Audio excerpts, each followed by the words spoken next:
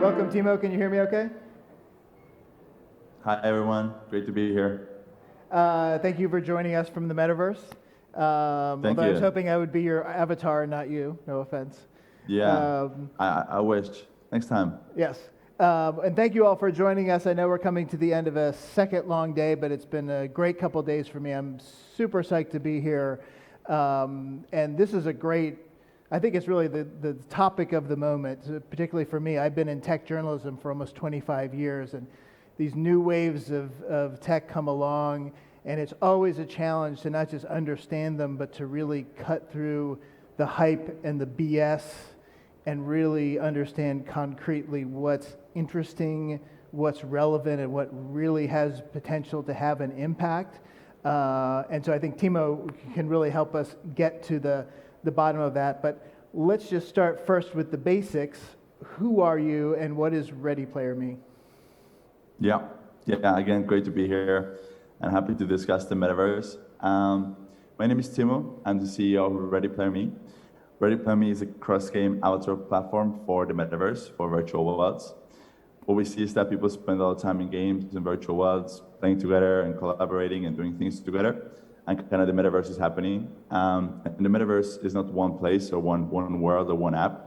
It's a network of thousands of different experiences and games and worlds and so forth. And because of that, it doesn't really make sense for users to have a different avatar for each game and each world they visit. It makes sense to have an avatar that travels with you across many different virtual worlds. And that's what Ready Player Me is for end users. And if you're a developer building a game or building a virtual world, you need to have an avatar system or character customizer for your game to give your users great avatars. And building great avatar tech takes a year or even more from developers, and we take that pain away.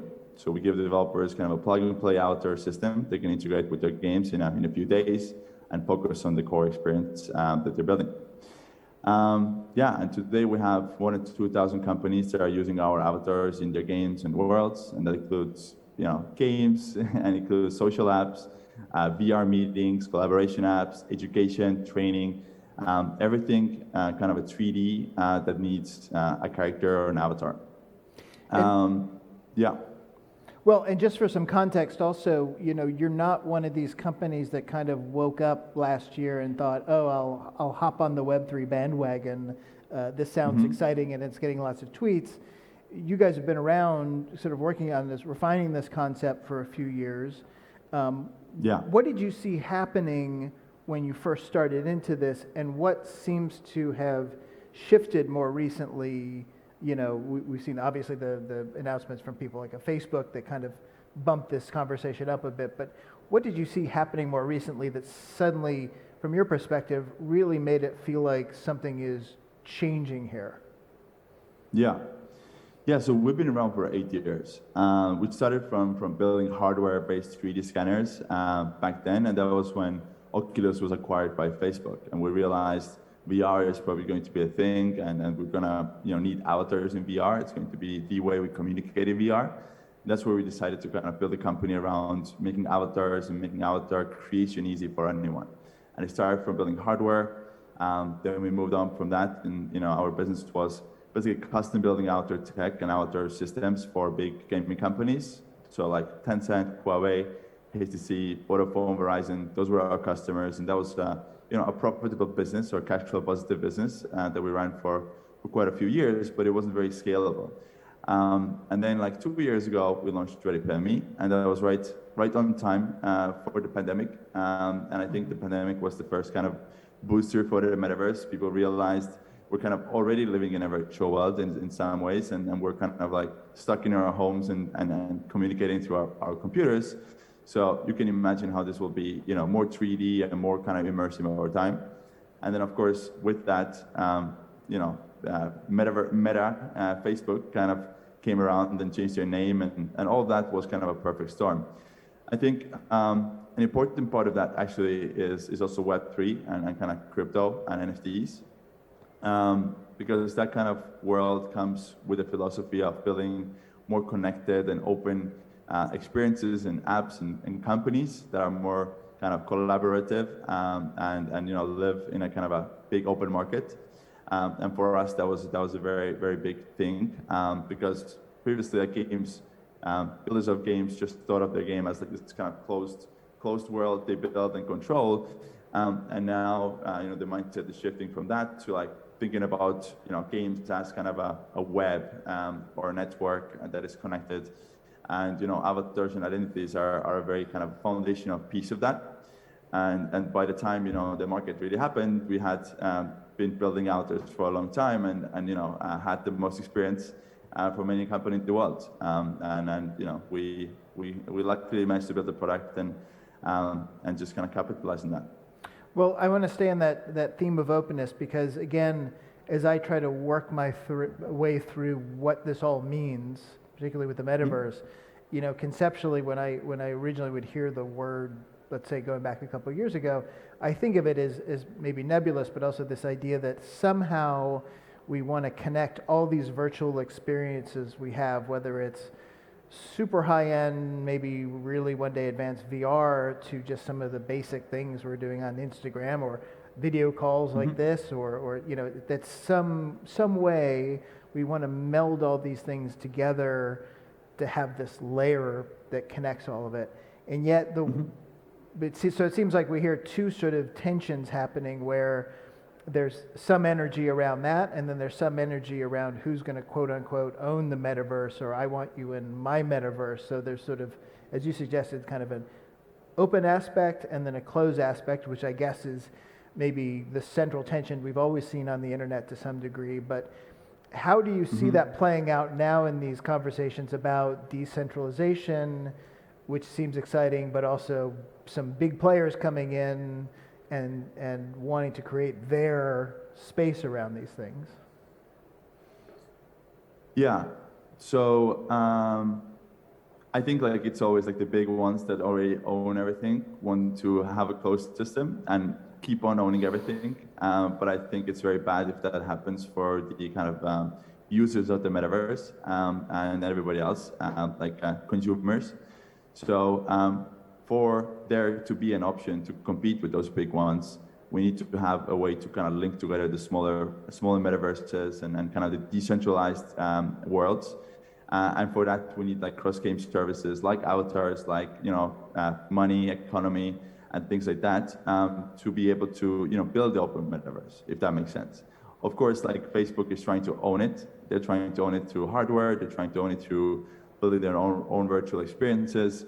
But I think the kind of, if you put together all the other developers in the world that kind of are more collaborative, an open system is better, and it's a better user experience for everyone involved. I think it's just a better way to build things, and that's how like the internet started. People were kind of somehow managed to agree on some kind of standards and protocols and stuff like that, and then the first iterations of internet were kind of quite open, but then the big ones, the big companies won, and started closing down things more and more. I think with the metaverse and with virtual worlds, we have another chance.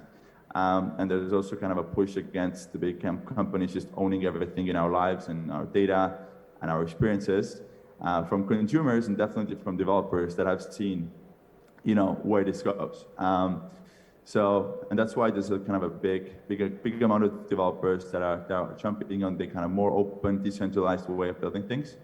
I must say, like, we are not a crypto company. We're not like a Web3 company only. We kind of touch things in Web3, and we have a lot of Web3 customers. But we also work with a lot of kind of traditional game studios, and we can kind of bring in some of the elements of having a more open system where they can, have avatars in their games and sell skins and sell NFTs in their games that work, across thousands of games.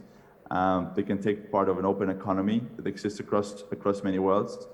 Without being a fully open, decentralized, whatever platform on their own. And then in that respect, when you're starting to now interact with brands or customers or some of your partners, do you find that's a central part of the conversation, or is that sort of just in the background, like just a few of us maybe think about or care about in terms of that interoperability? Because to me, hearing you describe the service, that's beyond just maybe the philosophical or religious nature of that debate, which do you prefer? There's a concrete problem you're solving in that to me, I would think the appeal of some of these things is to be able to take whatever I'm creating in one place and bring that across my different experiences. So I have one version of me or a general version of me that I'm taking around that sort of identifies me, whether it's, again, Instagram, Zoom, the sandbox, wherever I'm taking these things. But do you find the brands you're working with, is that central to the appeal to be able to do those sorts of things? Yeah, so we definitely don't want to build our business based on some people being philosophically, just aligned with something. Okay, so let me explain. You want to build tools that solve problems for people, no matter the trend or the kind of the hype on the market today. So the problem we're solving for developers on the first level is just saving a lot of time from them building their own outer systems, bringing in branded content to their games. So we have deals with like Adidas, New Balance, Dior, Warner Brothers, and many others. So we're kind of solving a problem for them, no matter if it's the metaverse or not, right? So it's a valuable tool for them, like it is. I think it's definitely helpful that the philosophy is changing.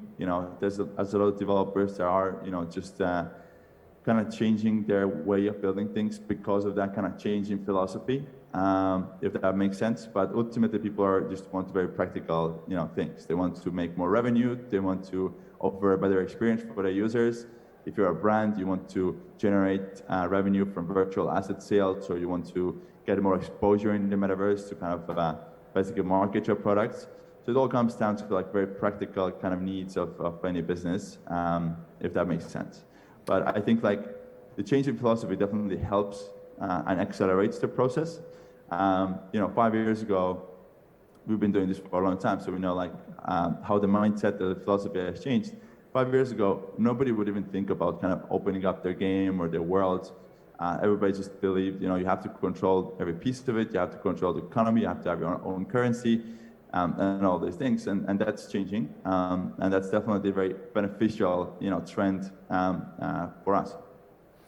In that respect, then, do you find that's happening organically, or is it something you have to convince people of the value of, hey, if you let Ready Player Me into your platform, I could see how that could be scary for them to say, okay, this works with me, but this could also help this other platform product maybe that I see as a competitor? Or do they see that value that if you can build all of this up together, sort of make the pie bigger, so to speak, then everybody gets a bigger share, but they just kind of have to learn philosophically to become comfortable with that dynamic that's not a kind of win-lose A-B kind of model for revenue?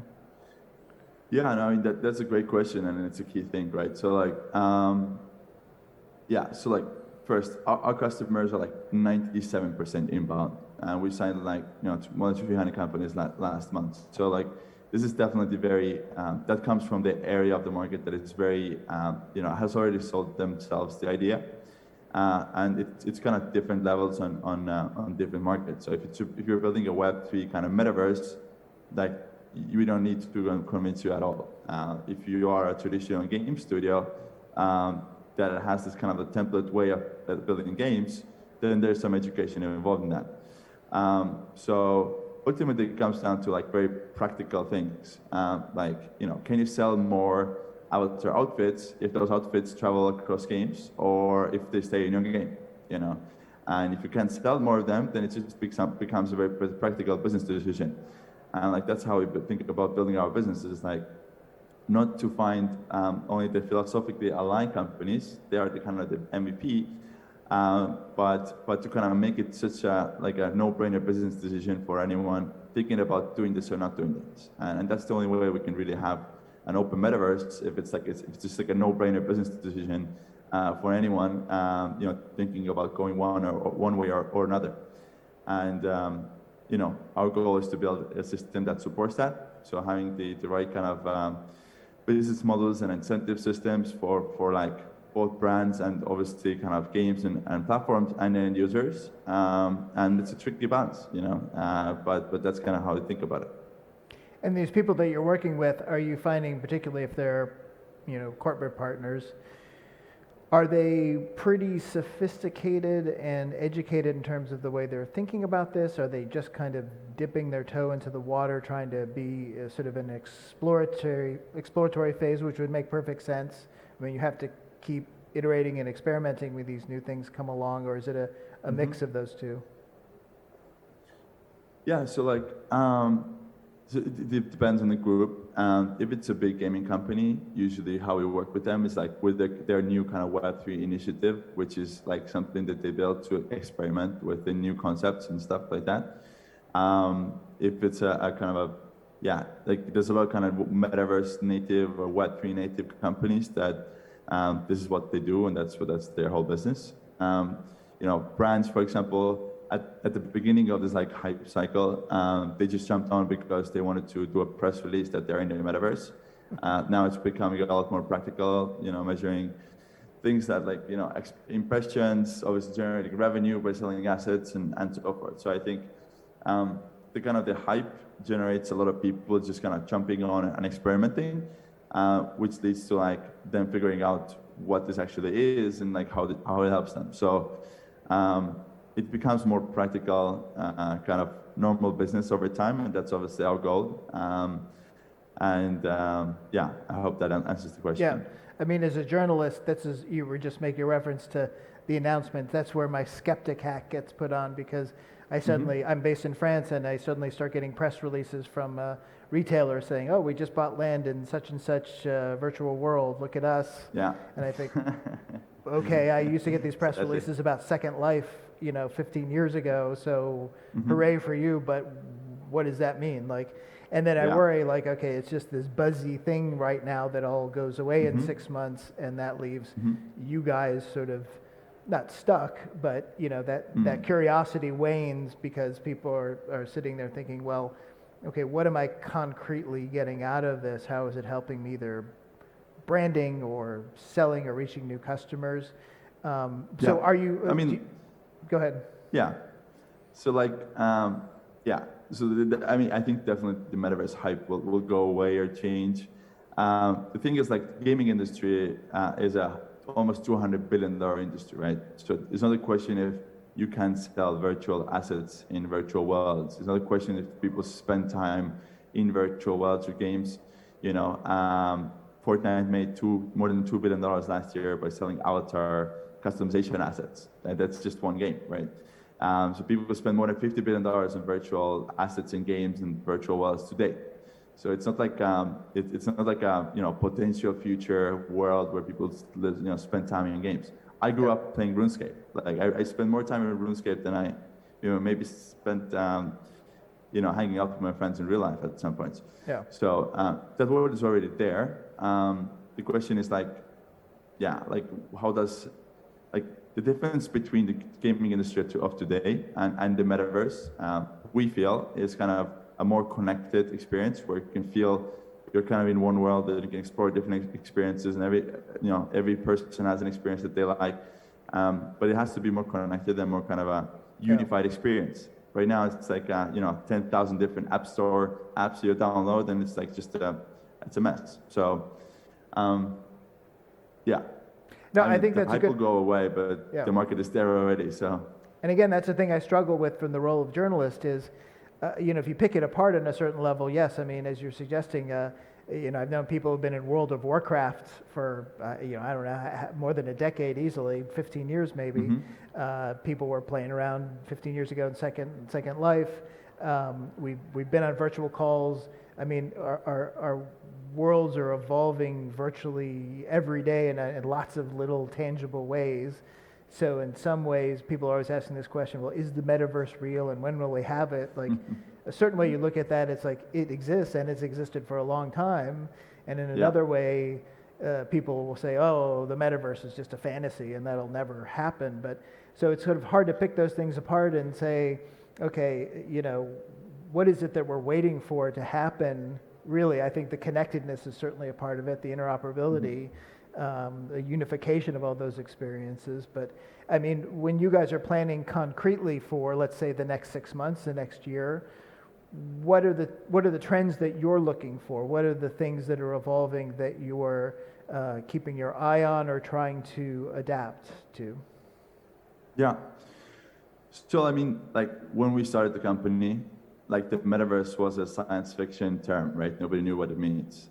What we believed in was that people spend more time in virtual worlds, in 3D spaces, communicating with each other, playing games, doing stuff together, and that will just accelerate over decades.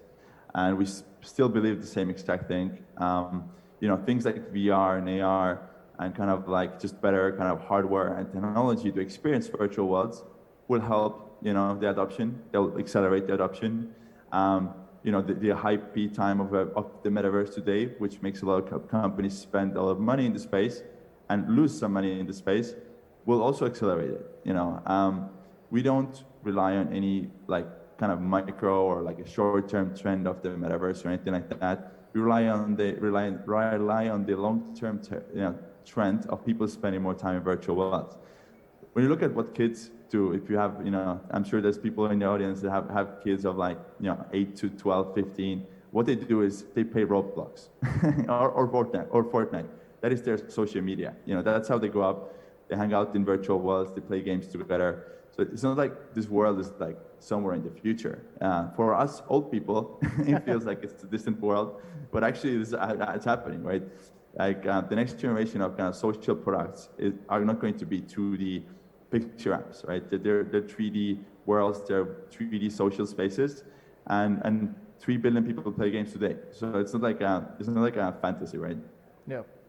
One last quick question. We've just got a couple of minutes left, but thinking again largely about the whole Web3 part of that, there's this aspect again of we've heard people talking about the last couple of days here, NFTs, tokens, crypto, blockchain, and how that all feeds into this. That's certainly a new aspect of some of these platforms. Many of these platforms we're seeing.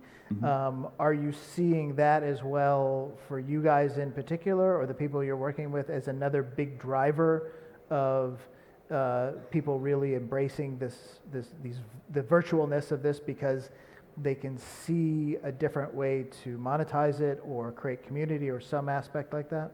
Mm-hmm.